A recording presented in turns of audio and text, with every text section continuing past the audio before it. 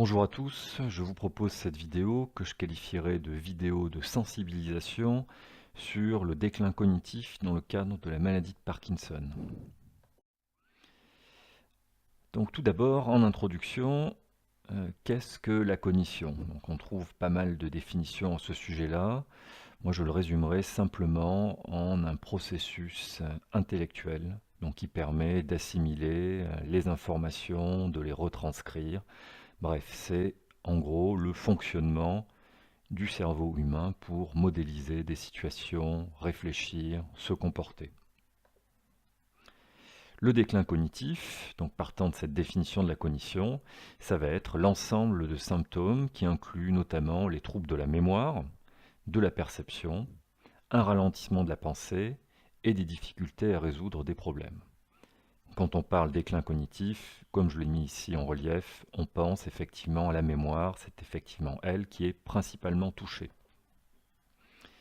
Dans le cas de la maladie de Parkinson idiopathique, généralement, c'est après 10 ans qu'apparaissent le début des premiers signes. J'attire cependant votre attention qu'il y a une très grande variabilité. Donc chez certains patients, il n'y a quasiment aucun déclin cognitif. Donc à part le déclin cognitif, on va dire, qui est classique avec le processus physiologique de vieillissement, mais vraiment rien de plus dans le cadre de la maladie de Parkinson. Au contraire, chez certains, il peut être très proche du déclin des patients Alzheimer. Alors que globalement, Parkinson, donc on pense à la triade, au tremblement, mais très peu au déclin cognitif. Enfin, j'attire votre attention sur le fait qu'il faut distinguer les troubles cognitifs de la maladie de Parkinson idiopathique des autres syndromes parkinsoniens. Donc ici, on parle bien de la maladie de Parkinson idiopathique. Pour les autres syndromes, ils peuvent être différents et ça peut aller également plus vite en termes de déclin. Donc, quelles sont les principales difficultés? Donc là, on va résumer, voir vraiment les grands axes. Mais tout d'abord, comme je l'ai dit, c'est la mémoire. Donc le processus de mémorisation qui va poser vraiment des problèmes. Donc la mémoire de travail, la mémoire épisodique et également la mémoire procédurale. Je vous invite à revoir ces définitions relatives à la mémoire si elles vous sont étrangères. Également le processus d'apprentissage qui va être touché. Apprendre de nouveaux gestes, apprendre, oui, essentiellement, oui, c'est cela, de nouveaux gestes dans la vie de tous les jours. Retenir également comment fonctionnent certains appareils, par exemple. Et enfin, les troubles du langage, qu'il faut bien distinguer des troubles de la parole. Les troubles de la parole donc, vont être liés essentiellement à un dysfonctionnement moteur, donc une difficulté à articuler. Les troubles de langage vont être plutôt liés à retrouver des mots, initier des phrases. Donc là, on doit vraiment distinguer langage et parole. Donc on retient mémoire, apprentissage, langage, qui sont essentiellement impactés par le déclin cognitif dans le cadre de la maladie de Parkinson. Alors comment lutte-t-on contre le déclin cognitif? Ce qu'il faut savoir, c'est que les médicaments sont en double tranchant. Effectivement, le traitement médicamenteux peut avoir un effet antidépressif, un effet qui va un peu booster le patient. Donc on le sait de par notamment les effets secondaires avec l'hyperactivité, donc ça peut avoir un effet bénéfique en sollicitant tout ce qui est domaine cognitif du patient. Par contre, le double tranchant, c'est qu'il peut y avoir des hallucinations, par exemple, dues au traitement. Donc là, on va avoir un effet plutôt néfaste pour ce qui est du domaine de la cognition. Donc, traitement médicamenteux, vraiment double tranchant. Pour ce qui est de la rééducation, donc, elle doit être partagée entre les différents professionnels de santé.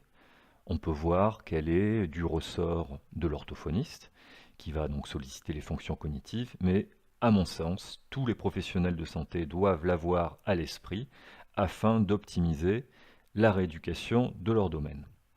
L'objectif de la rééducation, c'est de maintenir les activités occupationnelles et sociales. Alors pour cela, il faut avoir 3 axes à l'esprit. Premier axe, la stimulation cognitive. La stimulation cognitive, c'est un terme employé pour désigner l'ensemble des activités groupales qui est utilisé pour optimiser le fonctionnement social et cognitif de façon générale. Également, avoir à l'esprit l'entraînement cognitif. L'entraînement cognitif, c'est une approche plus centrée sur une fonction cognitive particulière qui va être abordée grâce à un programme d'entraînement spécifique. Là, on notera l'absence d'existence de programme d'entraînement spécifique, mais on peut imaginer un entraînement spécifique pour la mémoire, donc avec des exercices intenses pour faire travailler la mémoire, qu'ils soient sur la base de jeux électroniques sur des consoles par exemple, ou retenir des cartes, par exemple le jeu Memento que vous connaissez pour assembler des paires avec des jeux de cartes. Enfin, le troisième axe, c'est la réhabilitation cognitive qui va désigner une approche individualisée et qui se concentre sur le fonctionnement quotidien du patient en termes d'activité. Là, on va penser à des moyens de compensation, notamment pour diminuer les situations de handicap vécues. Donc là, on se rapproche plus de l'éducation thérapeutique du patient, de savoir vraiment quels sont ses besoins en termes cognitifs, quelles sont les tâches dans sa vie de tous les jours pour lesquelles il est pénalisé. Voilà les trois axes. Enfin, je dirais qu'on a relativement peu d'informations sur ce sujet et en pratique, il n'est guère proposé aux patients de programmes de prise en charge spécifiques. Donc l'accent est mis en effet aujourd'hui sur l'éducation thérapeutique du patient afin de réduire les situations d'échec et d'amoindrir le handicap.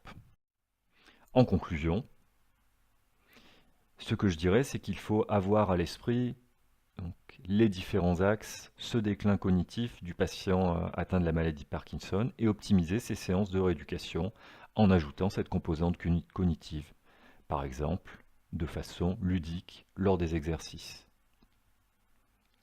Et enfin, une vidéo sera consacrée à ce sujet-là, mettre l'accent sur l'éducation thérapeutique du patient, qu'il doit être informé donc de ce déclin cognitif et faire le nécessaire donc, pour travailler sa mémoire, son langage notamment, afin de limiter le déclin. Voilà, je vous remercie, à bientôt.